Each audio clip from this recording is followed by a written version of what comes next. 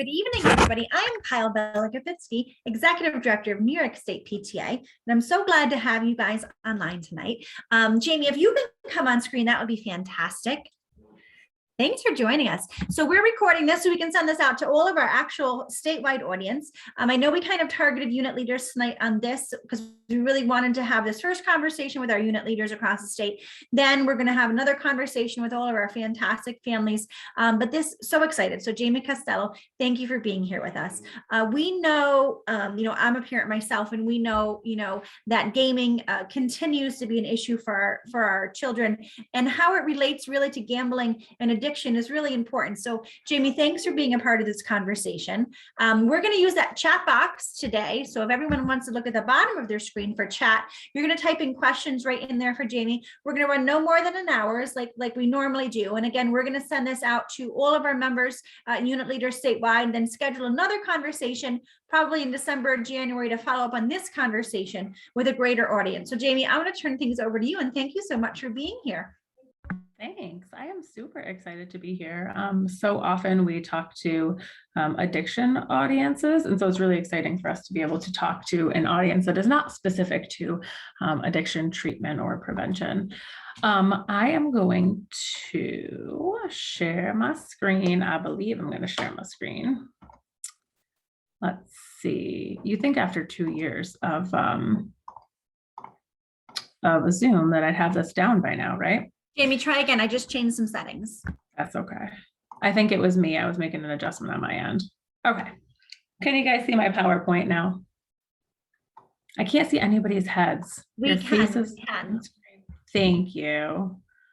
If anybody wants to turn their video on, feel free. I know it's evening time. I won't judge you for whatever. I know our members are used to video off, so that's how we do our webinars. So right. We do our webinars video off so we can focus on the speaker. So please take no offense to that, but that's what our members are used to. I won't take any offense to that then. Don't take any offense to the fact that I am business on top, but sweatpants on the bottom. Not gonna lie. So thanks for having me tonight. I'm really excited. I'm going to make this as, I think, interactive as I possibly can with chat. If anybody is interested in participating, it would be helpful to get everybody's input as we go. I think you'll get more benefit out of it too. So like I said, my name's Jamie. I work at the New York Council on Problem Gambling. I don't know if anybody has heard of us. Oh, everybody share where you are. That would be fantastic. I'm going to ask more questions coming up too. So New York Council on Problem Gambling, we cover the entire state of New York. So while we cover the whole state, we are not a state agency. We are a non-for-profit that is statewide. We do have regional staff in every area of the state, which is really exciting. Oh, I see some Rensselaer, some Westchester, Yonkers, a little bit all over. For this half of the state anyway, so far. So New York Council on Problem Gambling, we have 3 goals in mind. One is to increase public awareness that gambling can become a problem for some people. One is to advocate for support services and treatment for people who are struggling. And the thing I like to point out is also that we maintain a neutral stance on gambling. A lot of times we come in and we talk about problem gambling and folks assume that we are the gambling police.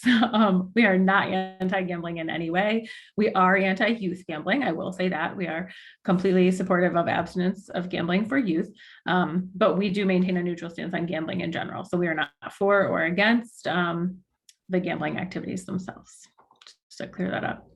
So I'm going to ask you guys to participate in the chat box for those who are able to. I introduced who I am, introduced our agency. So why do you think that we want to talk to parents about underage gambling, and why do you care? So answer one or both of those questions in the chat box. I'm going to follow along.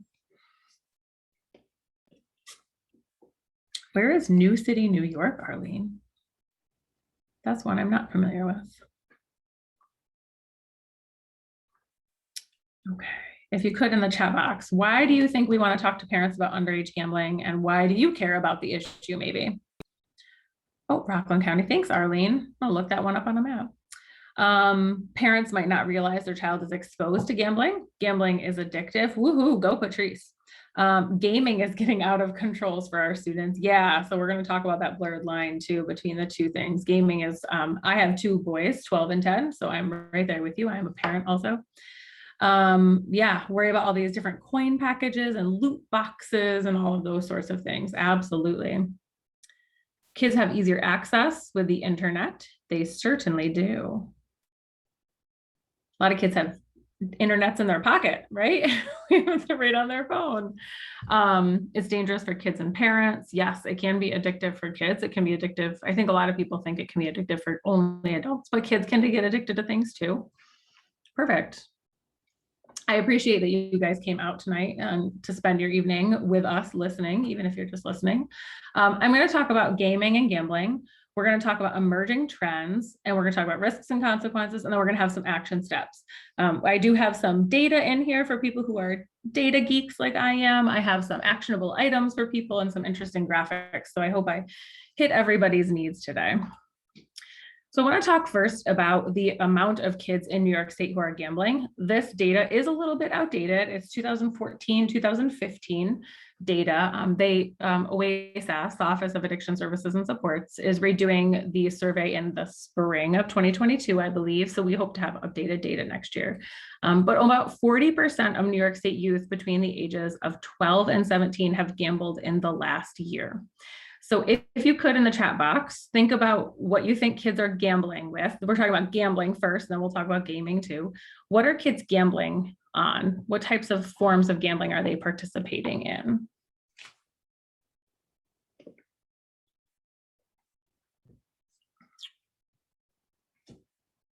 I appreciate Kyle's honesty.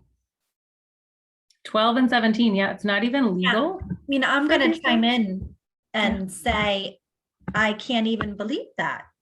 I mean, not that it's unbelievable, but it's alarming to me that we're talking about 40% of our children, we're talking children here, that actually maybe gambled. Huh. Yeah, almost 40%. I'm interested to see what it will be in 2022, because between 14, 15 and 2021, 2022, the landscape has changed a lot. Plus we had COVID. So I'm not sure what that's going to look like. Patrice, thank you for adding in sports. Yeah, that is one of the top ones. So the top 3 types of gambling among youth between 12 and 17 in New York State are playing lottery, lotto and scratch offs, betting money on raffles and charity games, and betting money on sports. So those are the top 3 in that order. Ironically, if you think about it, playing the lottery, lotto, and scratch offs, it is illegal for youth to purchase those items. So where are they getting them? They're getting them from family members and Christmas cards and birthday cards, Hanukkah gifts, gift baskets, things like that. Money on raffles and charity games, those take place in our community everywhere. Sports events, I would argue to say PTA events. Again, we're not against all of these things, but something to think about: where are youth accessing some of the behaviors or activities that are a little more risky? And betting money on sports is right up there too. And as you might know, the sports gambling landscape in New York State has recently changed. We now have vendors, and sports gambling is legal. Mobile sports betting. So we have sports betting at brick and mortar casinos. And then we also have mobile sports betting, which will probably roll out before the Super Bowl, I imagine. So that landscape is really changing for youth and what they're seeing and how that's being communicated. So here's another trivia question. Oh, Kyle, I didn't even think about scratch offs as a gambling activity. I don't think anybody does. Gambling is risking something of value, can't see my hands, on a game of chance. So if it has those 3 elements, you can lose money. You might get your money back. You might not get your money back. And you can't guarantee the outcome, 100% guarantee. It's gambling. So scratch offs and raffles and charity games and bingo for money and sports betting and lottery items, racetrack betting, those are all forms of gambling. So 30% of these youth between 12 and 17 who are gambling, what age do you think they started at? At or before what age? If they're gambling 12 to 17, what age do you think they started at? Melissa, your daughter got scratch offs trick-or-treating? I might have lost my mind if somebody put that in my kid's trick-or-treat basket. And I'm not usually the parent that loses my mind. That is crazy. Okay, 12, maybe 10, 6, 8, 12. The answer is 10. They began gambling at or before age 10. So kids who are gambling now started well before now. They didn't start at 11, they didn't start at 15, they didn't start at 16, they started at or before age 10. So if you think about anybody who has 10-year-olds or youth who are younger, I think a lot of times we don't talk about these things with kids because we assume that they're not doing it. But kids who are gambling now start at 10 or younger, have started at 10 or younger. And if you talk to people who are addicted to gambling, oftentimes they start very young. The younger you start something, the more likely you are to continue. That includes eating healthy, exercising, and being outside. Also things like drinking alcohol, smoking cigarettes, and gambling. So yeah, so these are little kids that we're talking about. So now I want to switch to gaming because I'm guessing that's a lot of people's concern is gaming. I'm just going to go ahead and I'm just going to remind everybody just to keep those microphones muted. I think we're getting a little bit of a back. Thanks, Jamie. That's okay. I took care of it. You're welcome. We did a 3-hour Zoom training this afternoon too. So I feel like I'm right in the Zoom mode. So the percentage of high school youth who played video or computer games or used a computer for 3 or more hours a day. This data does not include using your tablet, your computer, or in-school screens for schoolwork. This is just playing video or computer games or using a computer for things like social media over the 3 or more hours per day. So if you look in 2017, it was about 30% of youth were on there 3 or more hours a day. And then you look in 2019, and we've seen sort of a steady increase here. 2017 and 19 were pretty similar. It was about 40%. This is through the CDC YRBS. We have not gotten data for 2021 yet. And I think that they're carrying that out right now in the fall. So we won't have that data until the spring. But you can see that just the screen time for playing video games and computer games is increasing. And ironically, about 40% of kids have been playing video games or computer games or using a computer for 3 or more hours a day. That number is the same of the youth who have gambled between 12 and 17. It's about 40%. So a lot of our kids are at risk. And those numbers, some of them may overlap, but doesn't mean that all of them do. We have daily video gaming among youth. This is just video gaming. So not watching YouTube, social media, things like that, just video gaming. This was 2015 data. I can't seem to put my hands on more recent data, but daily video gaming among youth is 21 minutes between 2 and 4-year-olds, about 42 minutes a day between 5 and 8-year-olds, 2 hours a day between 8 and 12-year-olds, and 2.5 hours a day between 13 and 17-year-olds. And if you think about it, I have, like I said, I have 2 little boys, 10 and 12. And so they're starting to play sports and they're starting to be parts of clubs and things like that. And this boggles my mind that we have enough time to play sports, go to school, and play video games for this amount of time. That's a lot of time that our kids are spending on screens and playing video games. So it's important for us to be aware of what they're doing, what's happening, and what that looks like so that we can have those conversations with them. Now, the relationship between gaming and gambling among adolescents, we talk about problem gaming or problematic gambling. We're talking about any time that the gambling or the gaming causes a problem. Our agency, the New York Council on Problem Gambling, defines problem gambling just in that way. Any gambling that causes a problem. So if your gambling is causing trouble in your relationships or your finances or at school, if you're not sleeping as much because you're gambling, those are all problem gambling. And so the same would be true for problematic gaming. We talk about these two, the relationship between them. The more a youth, when we talk about adolescents specifically, excuse me, the more that a youth is playing video games, the more likely they are to be gambling, and vice versa. If youth are gambling, they're more likely to be playing video games. Youth who are gambling at a problematic level are more likely, gaming at a problematic level are more likely to experience gambling problems. So these two things are really intertwined and affect each other in both ways. So if you have a youth who you say, my youth is not gambling, not at all. They're not risking money. They're not placing bets. That's fantastic. We love to hear that. But if they are gaming and you're concerned about that, that increases their risk for having a gambling problem down the road. So just something to think about, that the relationship, not only are gaming and gambling intertwined, but the relationship is intertwined also. So gambling or gaming. In the chat box, if you don't mind, just to keep us all here and together, what's the difference between gambling and gaming? If you had to say like one difference, what would be the difference between those two things?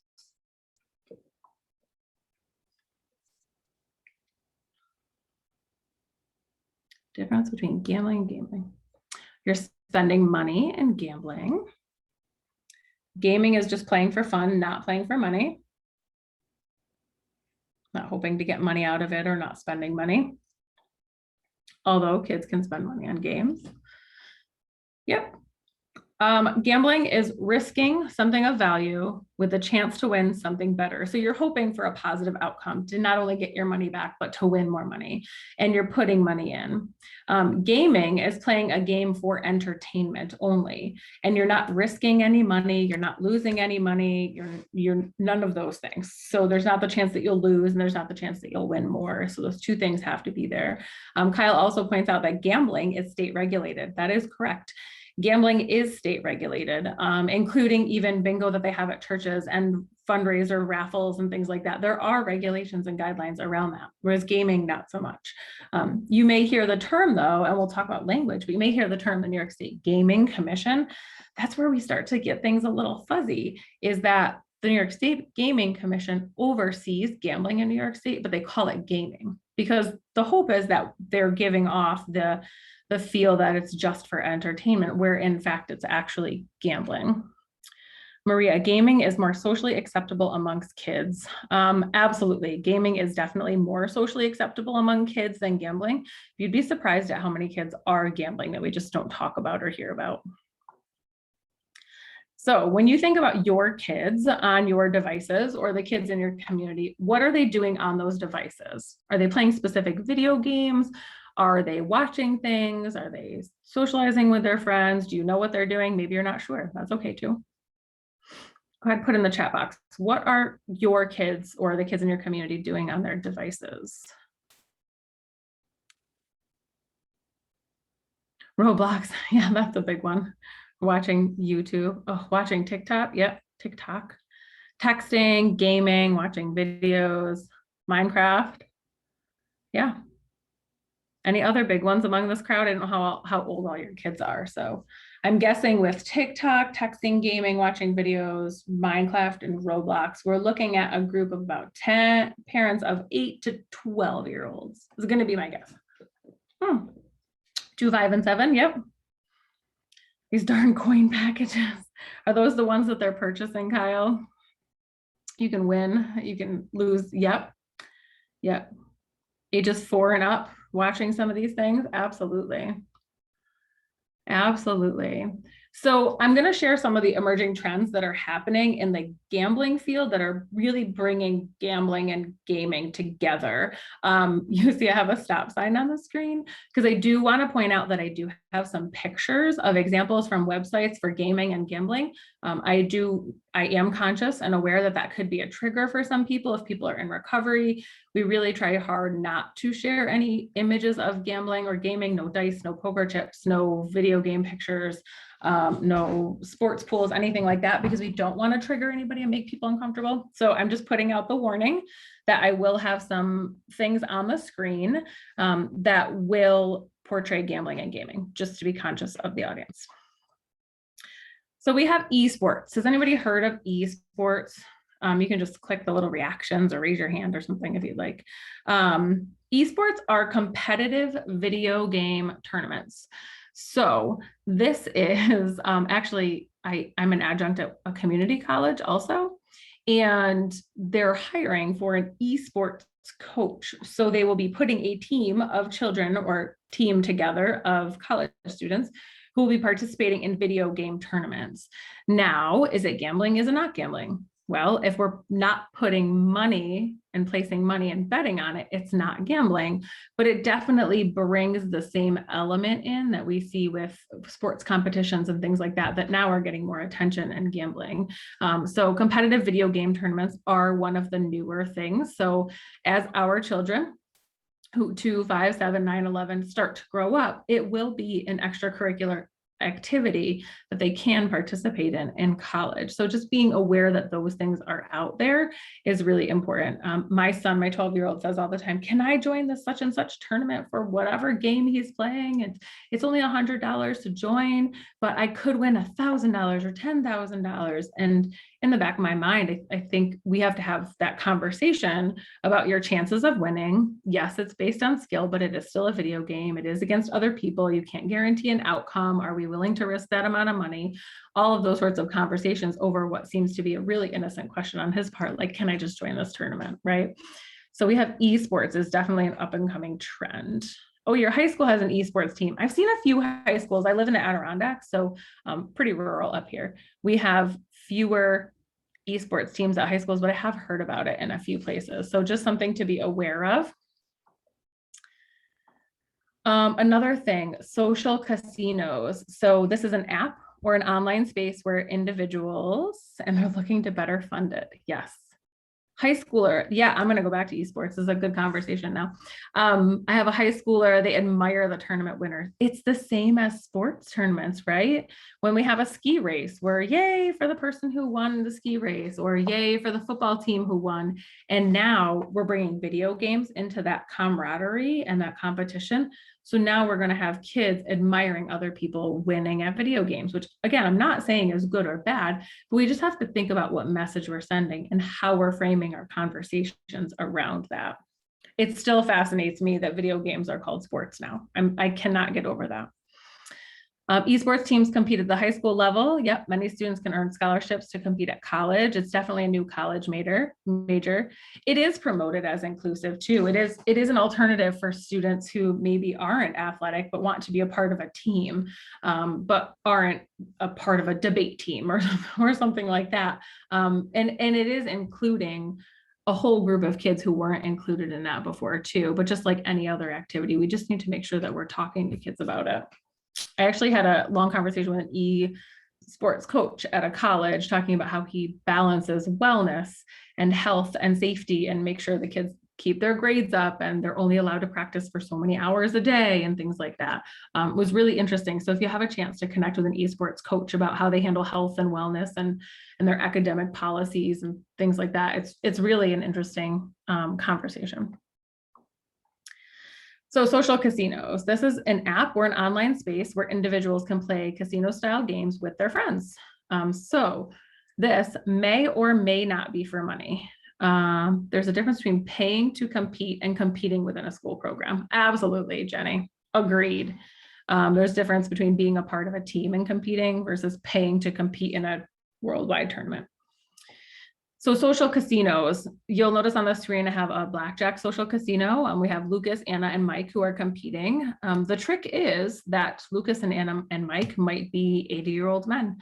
They could be 25-year-old women. We have no idea who they are. Those are just avatars on the screen and made up names that they made up for themselves. So there's a number of risks involved in this, and some of them overlap in the gaming world. One is I can pick whatever name I want. I can be whoever I want online. If I want to be a 70-year-old man, I can be a 70-year-old man online. If I want to be a 12-year-old woman or girl, I can be a 12-year-old girl online. So I think a lot of youth who are participating in these sorts of activities are engaging with people online when we don't know who they are. So thinking about the safety of that. And then we bring in the element of gambling. So we have avatars, we don't know who they are, we're interacting, and social casinos is just that you play with or against other people. There are usually chat boxes, you can connect with them and message with them. And these don't have to be for money, but they're still risky. Why is a social casino online, other than the fact, the element of the social aspect of it? But if we're not playing money, why is this form of online game or app risky for kids to participate in? I'll let you put that in the chat box.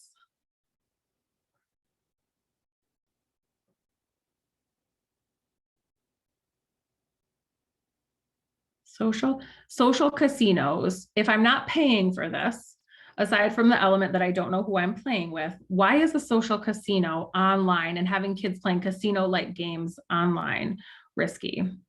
Maria, they can get the same high from winning. It's the same addictive behavior. It's the same reward loop that our brain is used to. Absolutely. So even if I'm not paying to play anything in here, they could chat with other people who might be predators. Correct. Ooh, sorry. They could chat with other people. It normalizes it. Patrice, thanks. Great word. It normalizes the behavior or activity of gambling. So if kids are participating in this online, it normalizes poker. And if I can win, just this example for specifically, if I can win and I see myself racking up a lot of points in this poker game, you'll see Mike has 2,800, Anna has 3,800. They call them dollars in here because that's how people associate. They associate money within there. So $3,800 in the game might not be $3,800 in real life. But even if I'm not paying, if I can earn, I can win, those sorts of things.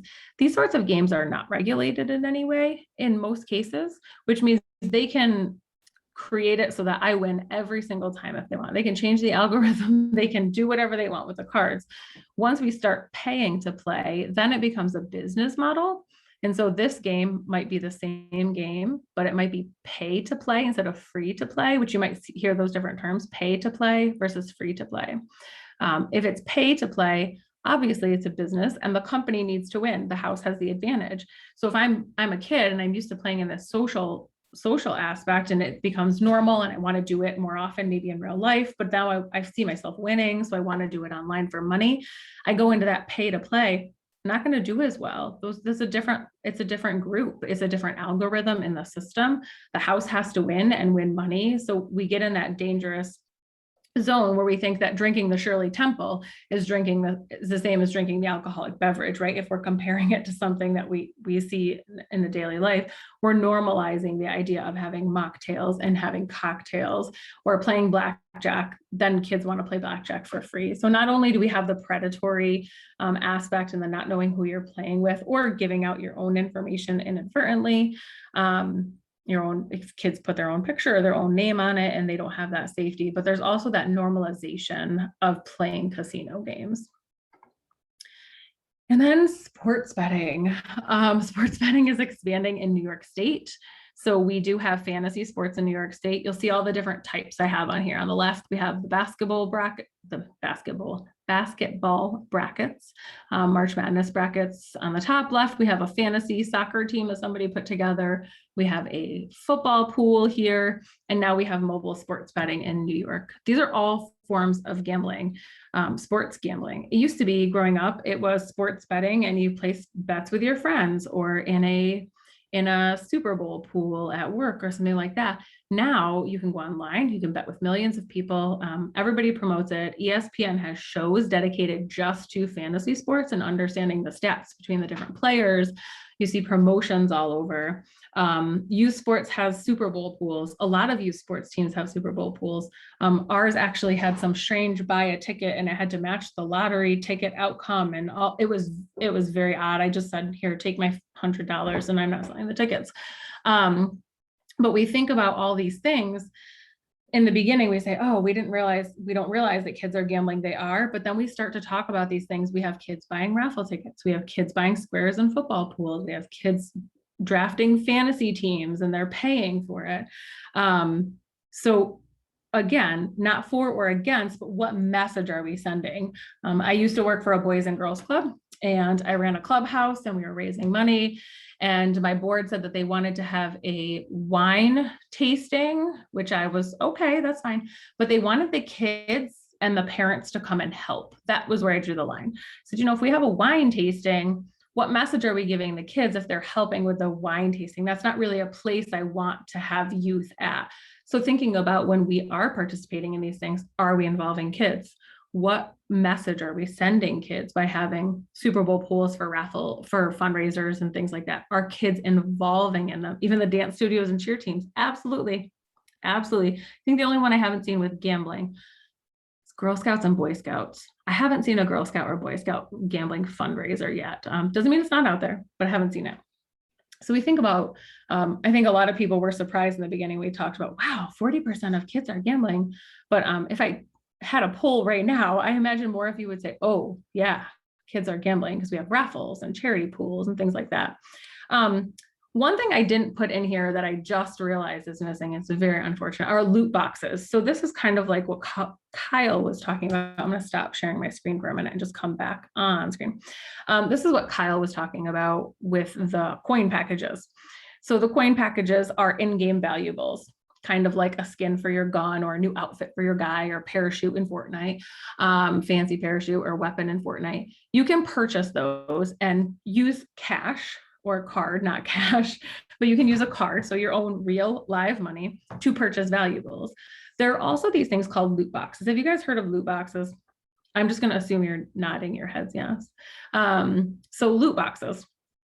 Loot boxes are fake boxes. They are treasure boxes. They usually look like little treasure boxes. You can buy them in games. So a loot box might cost $5, and it might only be 5 coins from your cash that you have that you purchased with your real money. Or it might be 5 actual dollars that you have to spend to buy the loot box. The thing with loot boxes is that if I buy a loot box, I don't know what's in it. So that's where we get that really blurred line of gambling. So we have kids who say, I want a new outfit for my guy and I need a new gun because I need to advance in this game. I'm going to buy this loot box and hope that I get it. You can't guarantee what's in a loot box, which is what makes it gambling. So I'm paying $5 of my in-game currency or of my $5 out of my parents' account to purchase a loot box that may or may not have some good loot in it. So loot boxes they mimic, somebody said earlier, they mimic the same rush of the like, oh, I might get exactly what I want. I did. I'm really excited. I got what I wanted. Or, oh, I didn't get it. I just spent $5. I lost that $5, which might not seem like a lot to you, but when we're talking about a youth's brain with that rush of adrenaline and then that letdown, it's mimicking the same thing. So let me go back to sharing my screen. So loot boxes, if you guys have questions about any of these trends, just put them in the chat box. I'd be happy to talk. Stacy, V-Bucks, kids breakdown. V-Bucks are V-Bucks Roblox or those Fortnite? I can't remember. Yeah, V-Bucks, kids breaking down because they don't have enough V-Bucks to buy something, right? So thinking about the way their brain is working and how that's happening and how they have to have the new best thing, right? So why are these trends so attractive to kids? Kids' brains are on fire. You guys are PTA parents, you're unit leaders, you know that an adolescent's brain is pruning and figuring out what it's doing and making these decisions and using their emotions because their decision-making part of their brain, which is all the way up here, is not done developing yet. It's figuring out what are the things I like, what are the things I don't like. I need to try new things and take new risks. That's the way the teenage brain is built, which these things, they're all high excitement, low effort, high excitement, instant gratification. My friends are doing it. It's new, it's risky. So the teenage brain and the new forms of gambling and gaming that are out there are really a match made in heaven, or the opposite if you go that way, but they're really made for each other. So it's really, those games and forms of gambling are really made to feed into a kid's brains. I think about fantasy sports versus daily fantasy sports. Fantasy sports, you draft your team, you follow them for the season. Daily fantasy sports, I can change my team and get feedback and rewards every single day based on how that person is doing. So much more instant gratification these days. So what are some of the consequences? Consequences of underage gambling. I'll share all these slides with Kyle also, so she can put them up somewhere. Consequences of underage gambling, not gambling, but gambling. Jamie, I just want to share, we're actually going to put this entire presentation on YouTube and right on the website. So it'll be fantastic. Perfect. Thank you. We have higher rates of depression among kids who are gambling. So think about that 40% of 12 to 17-year-olds who have gambled at some point in their life or in the last 30 days. We have depression, we have alcohol and substance abuse disorders, suicidal ideation and attempt, anxiety, poor general health, delinquency, crime, disrupted relationships, and poor academic performance. So we may not be talking to kids about gambling, but I think if we ask parents, almost any parent who wants to prevent their child from being depressed and attempting suicide and having anxiety and poor general health, they would agree with that, right? So if we can prevent some of that gambling happening at a young age, we can also prevent these things. And then the risks of gaming. So not gambling, but just video gaming, straight up video gaming, not loot box gambling and all those sorts of things. We have cyberbullying, sexual harassment, aggression, depression, serious fights and weapons at school, and desensitization, and then potential for addiction. For the, you see I have an asterisk, girls, depression is usually higher than boys. And then serious fights, weapons to school, and potential for addiction is higher in boys than girls. And this is just kids who are video gaming at that excessive rate, that few hours a day. Hey, Jamie, could you explain what desensitization is a little bit more, flesh that out a little bit more? Because that's something that I haven't really heard yet. So desensitization, I haven't talked about it here. And I think a lot of people don't talk about it. So trying to think of the best example that makes sense for this. So desensitization. If I am constantly playing a video game where I am shooting people in combat, in a war, when I see combat or a war on television, I don't have as high of a reaction because I see that on TV all the time. And then if I watch that more on TV and in movies and things like that, it gets a little more real, but I don't have the reaction. So then I become desensitized to it because I'm playing the video game, seeing it all the time here. And then I see it in real life. I don't have the same reaction to that. You could also say the same for people who see violence in their home all the time. If I see violence somewhere out and about, I'm in shock, I'm uncomfortable, it triggers something for me, right? It feels traumatic. People who see that violence all the time in their homes or in their communities, they don't react like that because their body has learned, I'm going to see this on a regular basis. So I need to crank down the way my brain reacts to it. And I don't get that jump anymore.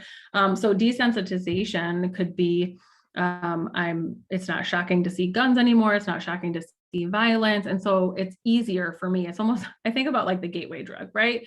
We smoke cigarettes first and that is like risky. And then all of a sudden it's not risky anymore. So they take the next step and then that's risky.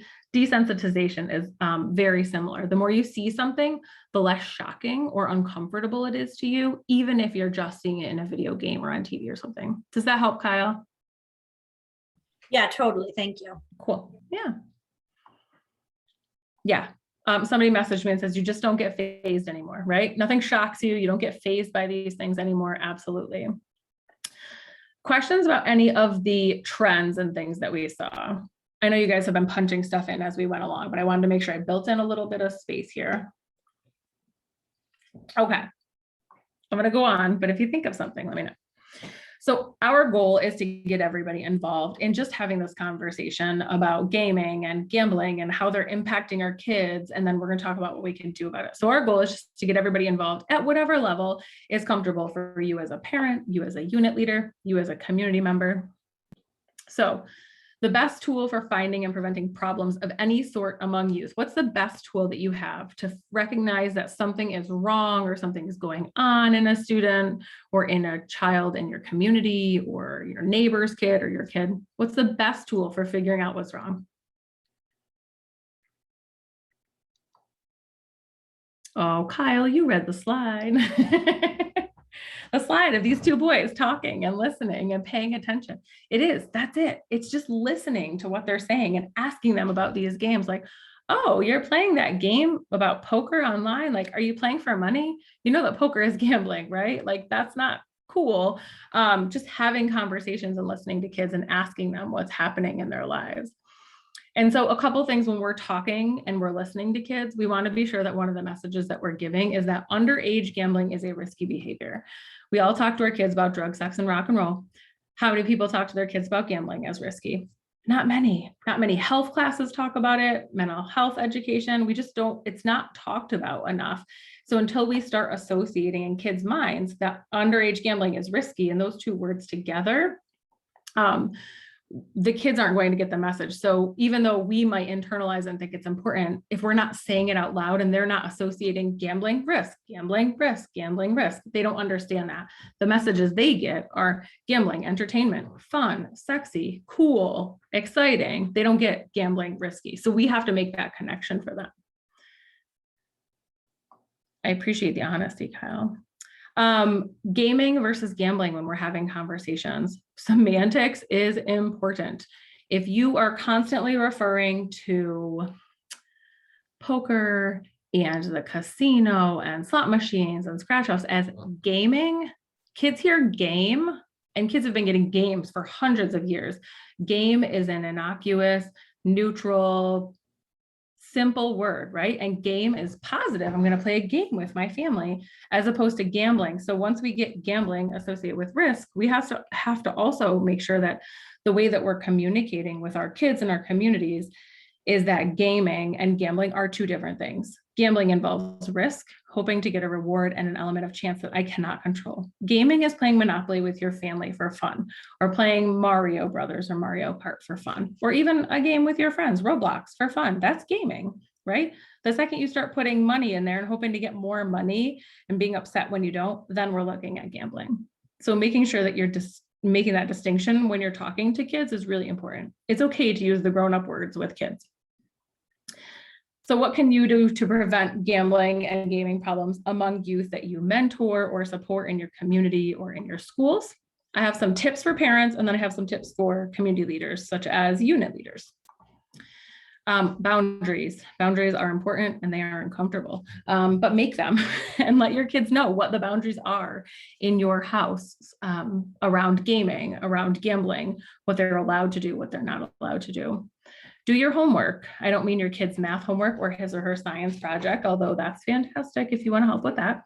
But do your homework about the games that they're playing. Do your homework about how much money is in there. Do your homework about what safeguards that you can put on video games so they can't spend purchases and have accidental purchases on your credit card. Place games in common areas. My kids hate me for this one because we have one television in our house, and that's the only television that's hooked up to a video game console. Their iPads can walk around, but that video game console is dead center in the middle of the house. Drives them nuts. But I know what games my kids are playing. We talk about it. I can ask questions, things like that. So place them in common areas. Review and monitor the interactive and online features. So be familiar, as horrible as it is to look at all the things and the features and the text and things like that. Review those and monitor those. You can set up alerts on your phone so that you get a notification of how much your kid has been on a certain app on your iPad and who they're talking to. How is gaming that different? They might spend and win money, but there are rewards and prizes. Maria, I think in most cases, it's so close. I think legally there's a line there, but as a parent or as a community leader, it's so blurred between that gambling and gaming, which is why we're starting to have this conversation, because it's so close. Even if they're not spending money, like you said, it's so close. It's not that different. They're getting the same rush, the same spike of adrenaline. So great observation.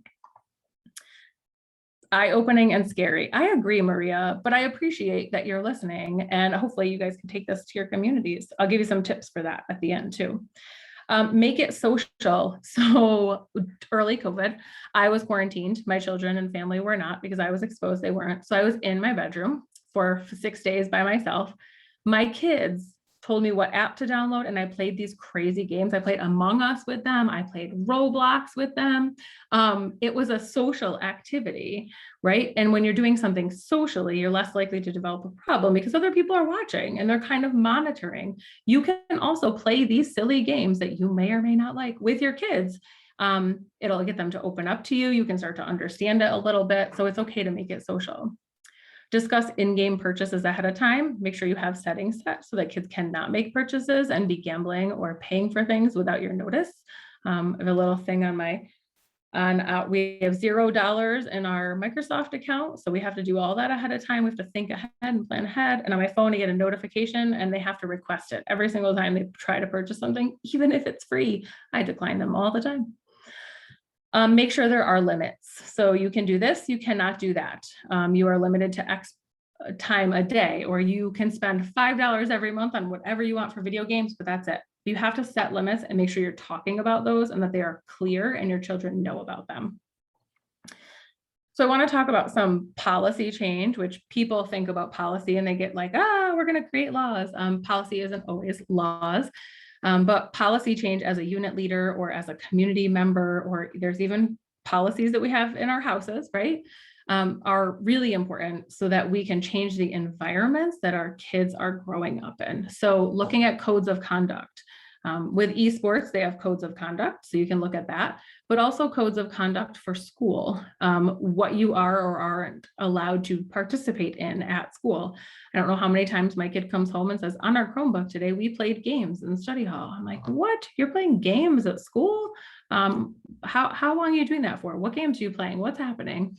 So thinking about codes of conduct, and if something does happen, or if you are gambling at a school activity or event, what is the result of that? What is the consequence? Technology use. We have some libraries that have instituted technology use policies. You aren't allowed to gamble. Maybe you aren't allowed to game, or you aren't allowed to spend money. So you can look at that for your school specifically, or your community library or community center, neighborhood center. And obviously you could have your family technology use policy.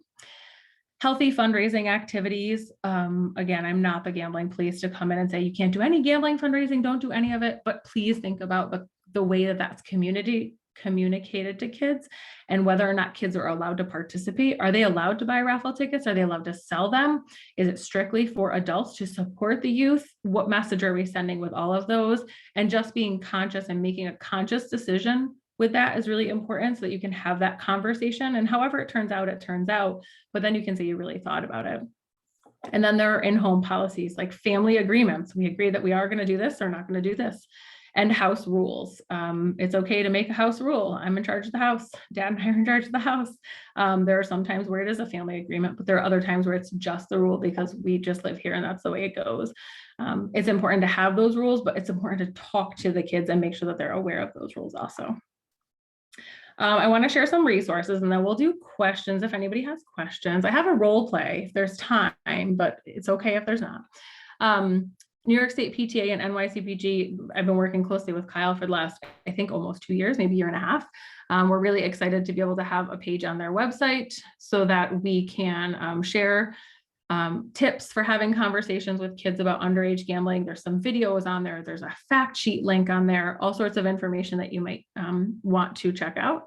We also have a partnership with Mahaney's, the Mental Health Association of New York State. They're school mental health resource training center. So if you are looking for resources more specific to just schools and not only parents, they have a page on their website for problem gambling prevention.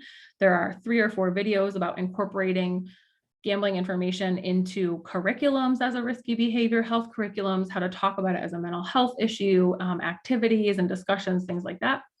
There's talktokids.org. We have conversations on there, videos, fact sheets. nyproblemgamblinghelp.org. This one thanks Kyle for putting that in the chat. This one I want to point out, we do have staff in every single region in New York State. We have 7 regions, so we cover all the way from Western, so Buffalo, Niagara County, all the way to the tip of Long Island, Nassau and Suffolk County, Plattsburgh down. So we have regional staff in every area who support people who are struggling with gambling problems. So that's gambling has impacted their life in a negative way, not just video gaming, but gambling.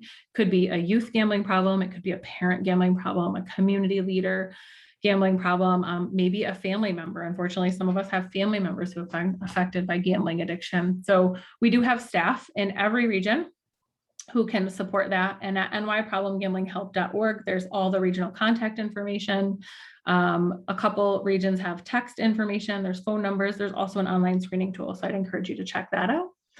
Gamequitters.com is gaming specific information, resources, and support. So that site is for people who are struggling with gaming addiction or excessive gaming. They have healthy alternatives. They have online support groups. They have people you can talk to and a lot of resources. That's a great website, some videos also. And then I like to point out Common Sense Media, just because I'm a parent and I use it and I think it's really helpful. So for those who aren't aware, commonsensemedia.org is a media specific resource for parents and families. You can look up video games, you can look up movies, you can look up television shows or books, and it will tell you what the rating is based on that site, not the rating from a fancy movie company. The rating based on that site, what age they think it's appropriate for. They have parents who review media pieces to say, this is what I liked about it, this is what I didn't. They also have kids reviewing it. So the kids and the parents all create the feedback for that site. Super helpful when you're thinking about, like I just went to the movies last week with my friend and a group of kids who were 5 to 12 years old. So we used Common Sense Media to see whether or not certain movies that we were looking at were appropriate for that wide age range and what our kids might experience or see when they watch the movie that we were ready or not ready for. So I would highly suggest everybody checks out commonsensemedia.org. And coming soon, it's not quite finished, but we are working with PTA to put together a fundraising alternatives booklet. We have some alternatives. I know the PTA has put out not regulations, but recommendations for fundraising, healthy fundraising activities and gambling specific fundraising. And the Gaming Commission has regulations as well. The link will be in there. So keep an eye out for that one. That will be really exciting. And that's all I have, unless you guys want to do a role play. If you want to, you can come on screen, but not everybody likes role plays. So we'll see if anybody Jamie, actually. you want to stop sharing your screen and see if anybody wants to do a role play? Yeah. I'm not sure if anybody is interested, but this was fantastic information. If anybody has any questions for Jamie, please put them in the chat. Jamie, what's your email? Let's take that in the chat in case people have other questions. They can connect with you directly. I'm going to put it right in the email. Yeah, that's great. And I just want to let everybody know that we, although our staff in our regional centers only deal with problem gambling, we are right now working with OASAS to train all of their prevention providers, which there are 142 across the whole state. So the whole state's covered. They're all trained to do presentations about gaming and gambling and the link and the blurred lines, and very similar presentation to what I just did. So if anybody wants a presentation, you can reach out to me and I'll connect you with the provider in your area. We're just finishing up their training right now. So. Oh, that's great. And I see Helen Hoffman on here. She is our first vice president over the field. And I'm almost thinking that this might be a fantastic presentation, Helen, and I see Melissa and some other leaders on here, obviously, to maybe do on a region basis, Helen. So why don't we add that to the list? Because I think, Jamie, that offer is fantastic. So we have 12 regions and something like this. I mean, obviously we've taped this. We're going to send it out to our members, but maybe having this on a regional basis, over the winter or spring, I think would be fantastic. Hal, yes? Yeah, I know Helen's given a thumbs up, so that'd be great too. Perfect. Yeah, we can definitely make that happen. Well, thanks for joining us, Jamie. On behalf of our president, Dana Platon, our governance team, and all of our members, we're so excited to work with you. We're glad we taped this presentation. We're going to make this presentation available on our website and in our convention portal that's coming up this coming Friday, Saturday, Sunday. So all of our convention delegates can watch it right in the portal, put it on our leadership development page for webinars that are available, and then email it directly out to all of our members. Jamie, thanks for the time. It's fantastic. It was wonderful. I had a great time, and I know your videos weren't on. I'm okay with that. I'll be okay with that. But thank you for participating in the chat and for asking questions. If anybody has any questions afterward, if you just search Jamie Costello, New York and gambling, you will find my email address, but I have typed it in the chat box and I'm doing that again. So just reach out to me anytime you want. I'm here to help. Yeah, that's fantastic, Jamie. Thanks so much, everybody, and have a wonderful night. And if we don't speak with you before Thanksgiving, have a wonderful Thanksgiving, everybody. And enjoy your convention. Bye. Fabulous workshop. Very Thank good. you. Thank you. Thank you so much. Thank you, Helen. It was wonderful. Really being was here. great. Great. Thank you, everybody. Thanks, Bye. everyone. Bye.